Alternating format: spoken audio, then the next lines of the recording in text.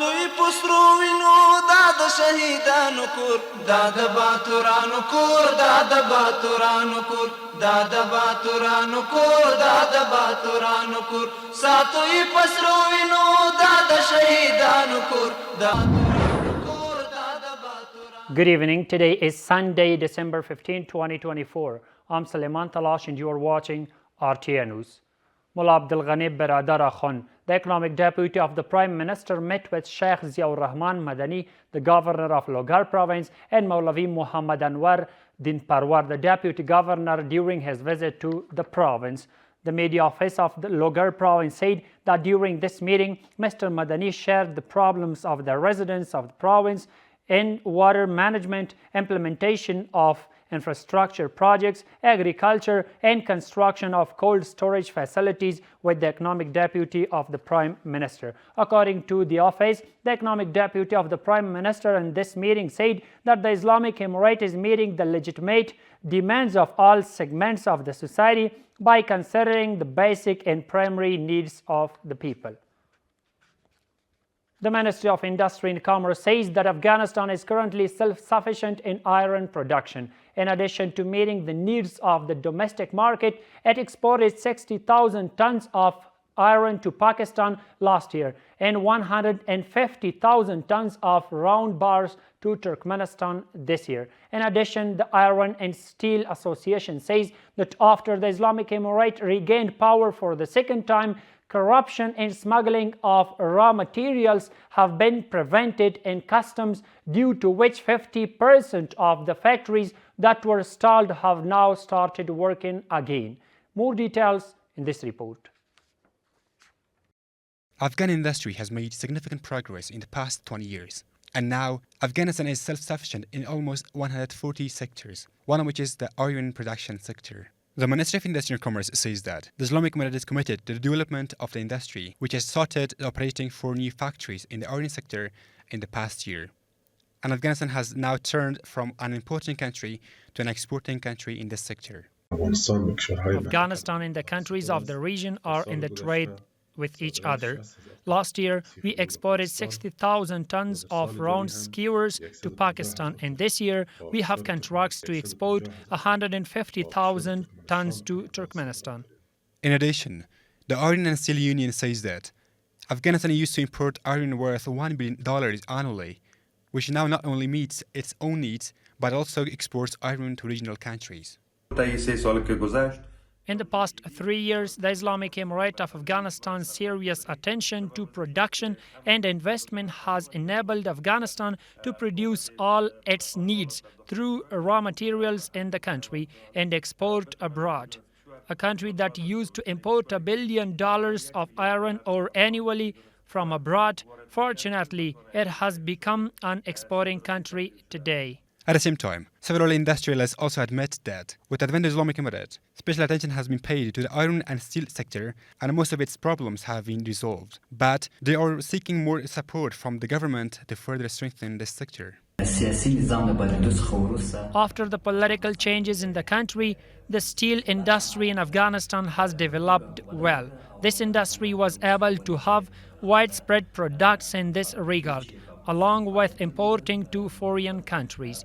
This caused to increase in investment opportunities along with employment opportunities for the people.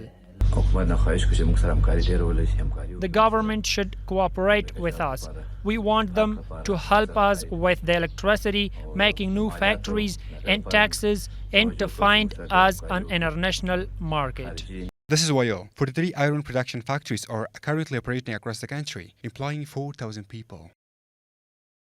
Muhammad Halim Rafi, spokesman for the National Statistics and Information Agency, said that by the order of the Islamic Emirates leader, Maulavi Nur Ahmad Said was officially introduced as the new director of the Provincial Statistics and Information Agency and began his duties. Maulavi Nur Ahmad Said previously served as the accountant editor of Kandahar. The Ministry of Labor and Social Affairs reports that since the beginning of this year, work licenses have been distributed to nearly 80,000 people, of which about 3,000 were foreign citizens. The spokesperson for the ministry says that these people have been employed in government departments, the private sector, national and international institutions, and companies. Let's see more in this report. Efforts of the Ministry of Labor and Social Affairs to provide work opportunities for citizens in the country. Recently, the spokesperson of the Ministry of Labor and Social Affairs said that since the beginning of this year, work licenses have been distributed to nearly 80,000 foreign citizens and nationals in the country, and these people are working in government departments, the private sector, and national and international institutions. Of this number, there are nearly 3,000 foreigners. Of course, in those sectors where there is a need for work and if there is no technical workers in the country in these sectors, with the approval of the Ministry of Labour and Social Affairs, employees from abroad will be brought to Afghanistan in the private sector and employ them based on the principle of the Islamic Emirate of Afghanistan and obtain work permits from the Ministry of Labour and Social Affairs. The spokesperson for the ministry adds that they are trying to provide work opportunities to more people in the country next year. With the implementation of the programs of the Ministry of Labour and Social Affairs, I can say that this number will increase even more next year. And with the implementation of the commitments made at the National Labour Conference, more countrymen, especially young people, will be provided with employment opportunities in Emirati offices, the private sector and institutions. On the other hand, a number of citizens of the country are calling on the Islamic Emirate to provide employment opportunities for young people in various sectors. If there is work in Afghanistan, the youth should not live here, because Afghanistan needs the youth and youth should work in Afghanistan and develop the country. Our hope as the Ministry of Labour and Social Affairs is to provide employment opportunities to the people, and we also hope that the youth will do it honestly, because this is our country. According to the spokesperson for the Ministry of Labour and Social Affairs, the number of work licenses distributed to citizens and foreign nationals will reach about 100,000 by the end of this year.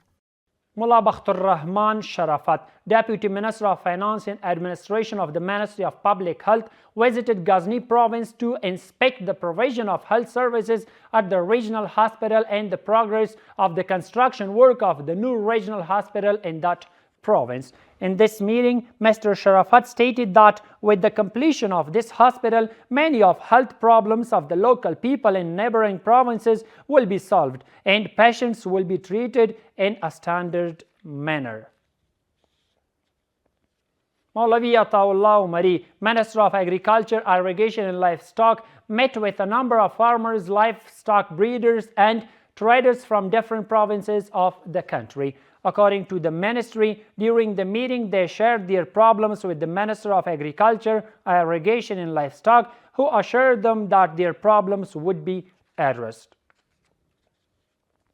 The Kandahar Provincial Government's media office said that the United Nations Under Secretary General for Political Affairs met with Muhammad Sadiq Inqilabi, the Kandahar Deputy Governor, during her visit to the province. According to the office, she expressed confidence in the meeting that the alternative poppy cultivation project in the province by several UN organizations will be successfully implemented in 2025.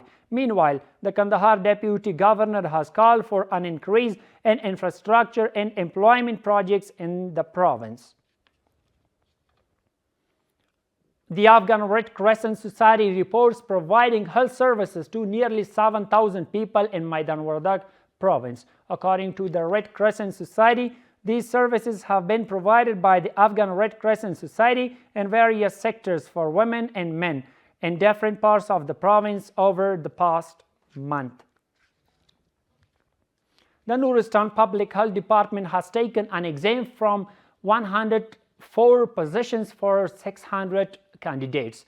Dr. Khanagha Hanafi, the Deputy Director of the Nuristan Provincial Public Health Department, said that 600 candidates were examined transparently for 104 professional, managerial, and service positions for the provincial 100-bed hospital the Public Health Department Hospital, the 20-bed hospital for drug addicts, and the Intermediate Medical Institute. The Deputy Governor of Nuristan, Maulavi Faisal Mukhtar, assured that test participants that the right would be given to the rightful holder, and the winner of the highest score would be declared successful for these positions so that qualified and talented people could be appointed.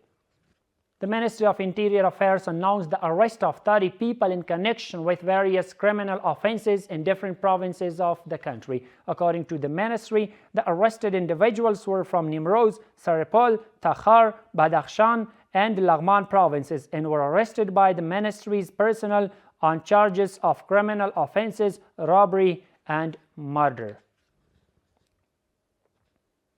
And the final one is that the Meteorological Department of the Ministry of Transport and Civil Aviation has forecast heavy snowfall and rain in Herat, Farah, Badghis, Faryab, Ghor, Saripol, Jawzjan, Balkh, Samangan, Bamiyan, and Daikundi provinces today, Sunday, December 15. The department has also forecast strong winds in Farah, Herat, and Balkh provinces, including the Salang. And that's all for tonight. Thank you so much for watching. Stay with us to stay updated. Have a good night.